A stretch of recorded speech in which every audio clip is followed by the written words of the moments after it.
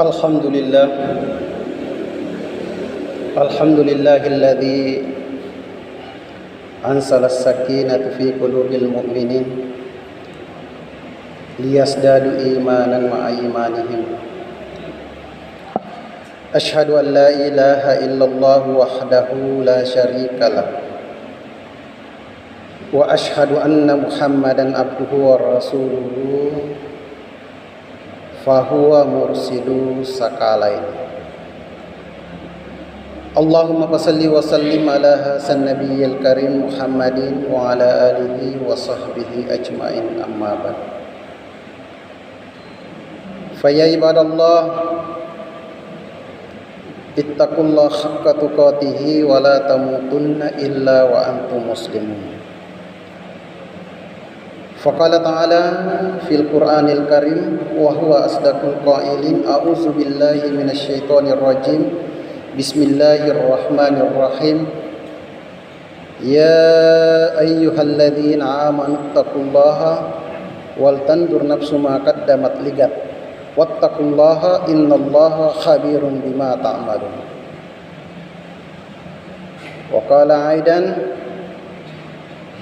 Wakala aida ya ayyuhalladzina amanu qu anfusakum wa ahlikum nara wa quduhan nas wal hijarah iddat lil muttaqin.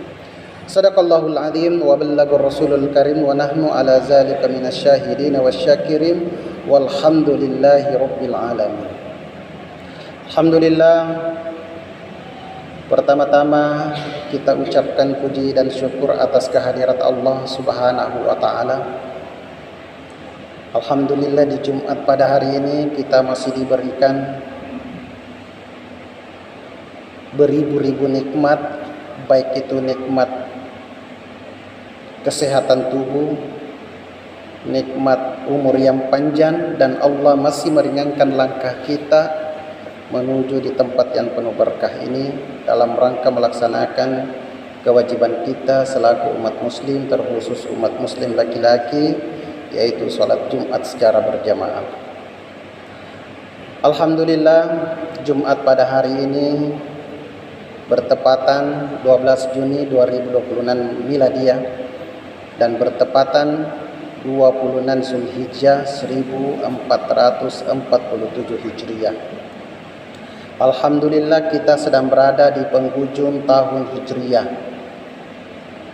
Sisa 3 hari atau 4 hari ke depan kita sudah menyambut tahun baru Hijriah 1448 Hijriah.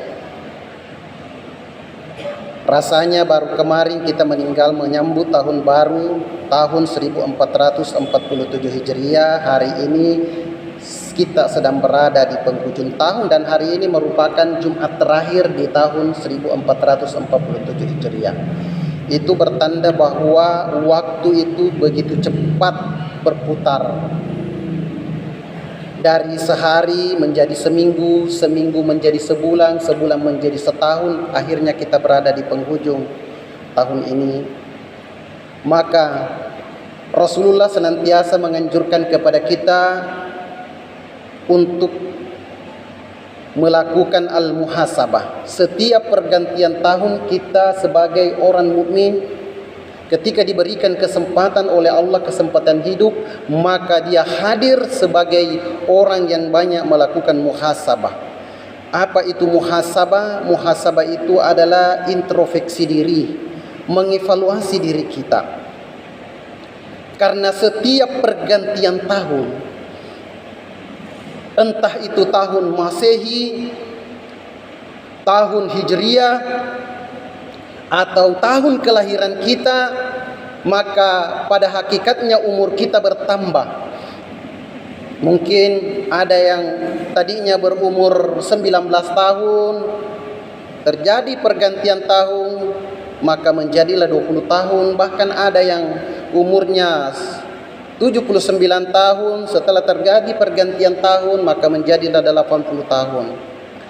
Maka umur kita bertambah, tapi usia kita atau kesempatan hidup kita semakin berkurang. Karena pada hakikatnya kita hidup di dunia ini itu dijatah oleh Allah, ditarget oleh Allah, bahwa kita itu ditargetkan oleh Allah hidup di dunia ini. Ada yang ditargetkan hidup 50 tahun, bahkan ada yang melebihi usia Nabi 80 tahun, karena Rasulullah meninggal dunia dalam usia 63 tahun. Maka oleh karena itu kita banyak-banyak melakukan al-muhasabah, introspeksi diri, mengevaluasi diri kita terhadap apa yang kita lakukan di waktu yang telah kita lewati. Sekiranya ada yang kurang, maka di tahun selanjutnya kita akan memperbaikinya. Maka para ulama kita, ada 4 hal yang harus kita evaluasi dalam kehidupan kita ini. Yang pertama adalah evaluasi terhadap niat atau orientasi hidup kita di dunia ini. Mohon maaf kalau selama ini kita sibuk bekerja, mencari rezeki, mencari penghasilan, mengejar kemewahan hidup di dunia ini, mencari karir, mengejar karir. Tapi mohon maaf bahwa bekerja itu bukan hanya mencari nafkah, bukan hanya mencari penghasilan, tapi bekerja pada hakikatnya adalah bagian daripada ibadah. Bekerja adalah bagian daripada jihad Allah. Maka oleh karena itu, setiap pekerjaan yang kita lakukan, maka senantiasa kita bekerja sesuai dengan track atau tuntunan agama kita. Atau kita perlihat, atau kita luruskan niat kita, tidak lain bekerja kecuali untuk mencari ridho Allah. Karena ibadah itu bukan hanya salat, puasa, haji, tapi segala aktivitas kita dalam kehidupan ini yang kita lakukan untuk mencari ridha Allah, maka itu adalah ibadah. Seorang petani bekerja di ladang, seorang peguru bekerja sebagai pengajar, penegak hukum bekerja untuk menegakkan hukum. Ketika dia lakukan itu dengan niat untuk mencari ridha Allah dan sesuai dengan tuntunan agama, dilakukan dengan kejujuran, maka itu akan bernilai ibadah di sisi Allah Subhanahu wa taala. Makanya ayat di dalam Quran surah Al-Zariyat yang mengatakan, wa ma khalaqtul jinna wal insa illa liya'buduni. Aku tidak menciptakan jin dan manusia kecuali untuk beribadah kepadaku. Tanda kutip kata ibadah di sini bukan hanya salat, bukan puasa, karena kalau itu hanya itu saja yang dikatakan ibadah, berapa saja ibadah yang bisa kita lakukan dalam sehari. Salat 5 waktu, hanya 5 kali kita salat dalam sehari. Tapi ternyata segala apa yang kita lakukan dalam kehidupan ini, kita niatkan untuk mencari ridha Allah, maka itu adalah termasuk ibadah di sisi Allah Subhanahu wa taala. Maka kita evaluasi orientasi hidup kita selama ini. Kalau kita sibuk mencari kehidupan dunia, bekerja, maka setiap pekerjaan kita itu niatkan, perbaiki niat hanya untuk mencari ridha Allah dan sesuai dengan tuntunan agama. Kemudian yang kedua, apalagi yang harus kita evaluasi di penghujung tahun 1447 Hijriah ini? Kita evaluasi terhadap apa yang diwajibkan, diperintahkan oleh Allah kepada kita, atau sesuatu yang diwajibkan kepada kita sebagai umat manusia. Apa contohnya? Seperti sholat. Kenapa dengan sholat? Karena sholat ini, Pak, inilah ibadah yang paling pertama nanti diperiksa hamba Allah di hari kemudian. Persoalan zakat, haji, puasa itu di belakang. Tapi yang pertama kali diperiksa seorang hamba nanti di hari kemudian adalah sholat. Sebagaimana di dalam Al-Quran, di dalam hadis Rasulullah SAW, innama awwal ma yuhasabu bihi abdi yawmal qiyamati as-salat. Fa in saluha saluha sa'ira amalihi, fa in fasada sa'ira amalihi. Inna awwala yuhasabu, sesungguhnya yang paling pertama diperiksa amal setiap hamba pada hari kiamat atau setelah kita meninggal dunia, as-salat, salat. Salat kita dulu periksa. Kalau salat kita bagus, fa in saluha sa'ira amali, maka semua ibadah-ibadah kita akan terikut. Tapi jika tidak, fa in fasada sa'ira amali, tapi salat kita kurang atau kita sering meninggalkan salat, tidak sempurna sholat kita, maka semuanya akan tertolak. Kenapa? Karena sholat ini adalah kunci surga. Kata Rasulullah, as-sholatul miftahul jannah. Sholat adalah kunci surga. Dalam hadis lain dikatakan as-sholatul miftahul khair. Sholat itu adalah kunci kebaikan. Timbul pertanyaan, tapi kenapa banyak orang yang melakukan sholat tapi terus melakukan kejahatan? Maka perlu kita pahami sholat itu, kata Imam Al-Ghazali di dalam bukunya Ihya Ulumuddin, sholat itu kita harus padukan dua ajaran. Ajaran simbol dan ajaran substansi. Ajaran simbol itu adalah gerakan-gerakan sholat kita. Seperti berdiri, sujud, ruku, itu adalah simbol. Tapi substansinya apa? Ketika kita sujud, substansinya adalah mengajarkan kita tentang ketawaduan. Merasa diri rendah, tidak memiliki sifat sombong. Maka inilah kita terjemahkan dalam kehidupan kita sehari-hari. Nilai-nilai sholat itulah kita terapkan dalam kehidupan kita sehari-hari, adalah memiliki sifat tawadu. Jangan bersifat merasa diri paling benar, merasa diri paling pintar. Maka harus kita memiliki sifat ketawaduan. Nilai-nilai sholat itulah kita implementasikan dalam kehidupan kita ini. Kemudian yang ketiga, yang harus kita evaluasi dalam kehidupan kita ini, momentum pergantian tahun Hijriah 1447 Hijriah menuju 1448 Hijriah, kita evaluasi terhadap hati kita. Mohon maaf kalau selama ini masih ada hati yang kotor, memiliki sifat takabur, ujub, merasa diri paling benar, merasa diri paling hebat, atau ada rasa iri, maka kita buang jauh-jauh. Atau mohon maaf kalau masih ada harta yang kita miliki yang dengan jalan yang tidak benar atau dengan cara yang haram, maka kita tinggalkan itu. Kita evaluasi terhadap hal-hal yang terhadap dosa, hal-hal yang dilarang oleh Allah.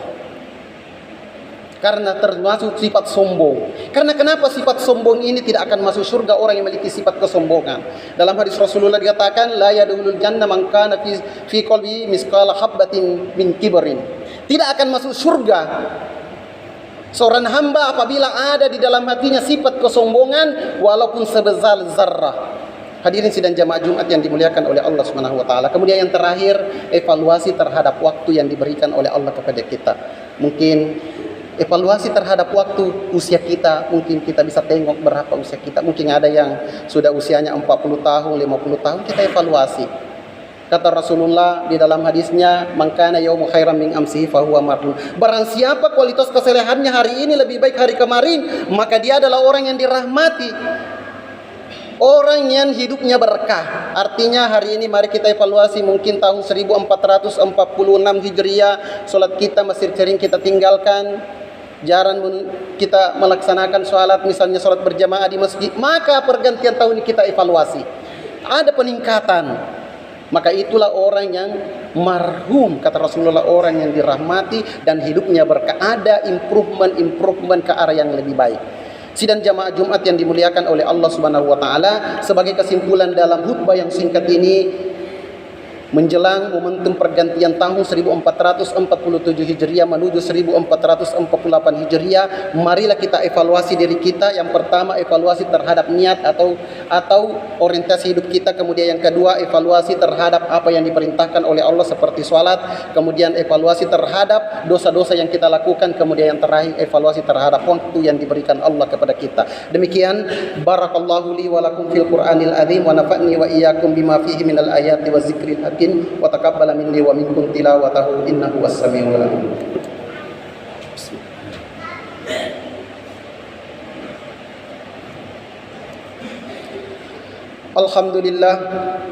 Alhamdulillah hamdan katsiran kama amar. Asyhadu an la ilaha illallah wahdahu la syarikalah wa asyhadu anna Muhammadan abduhu wa rasuluhu sayyidul halaiki wal bashar. Allahumma salli wa sallim ala hasan nabiyil karim Muhammadin wa ala alihi wa sahbihi ajmain, amma ba'd. Fa ya ibadallah, ittaqullaha haqqa tuqatih wa la tamutunna illa wa antum muslimun. Faqala ta'ala innallaha wa malaikatahu yusalluna 'alan nabi ya ayyuhalladzina amanu sallu 'alaihi wa sallimu taslima. Warda Allahumma an arba'ati khulafa'ir rasyidin Abi Bakri wa Umar wa Utsman wa Ali wa ala baqiyati sahabati tabi'in tabi'in man tabi'u bi ihsan ila yaumiddin wa alaina ma'hum bi rahmatika ya arhamar rahimin. Amin. Allahumma ghfir lil muslimina wal muslimat wal mu'minina wal mu'minat al ahya'i minhum wal amwat innaka sami'un qaribun mujibu da'wat wa ya qadil hajat. Rabbana ighfir lana wa li ihwanina allazina sabaquna bil iman wa la taj'al fi qulubina ghillan lil ladzina amanu rabbana innaka raufur rahim. Rabbana atina fid dunya hasanah wa fil akhirati hasanah wa qina azaban nar. Ibadallah innallaha ya'muru bil adli wal ihsan wa ita'i dzil qurba wa yanha 'anil fahsya'i wal munkar wal baghi ya'idukum la'allakum tadhakkarun wa la zikrullahi akbar wallahu ya'lamu ma tasna'un. Aqimus shalah.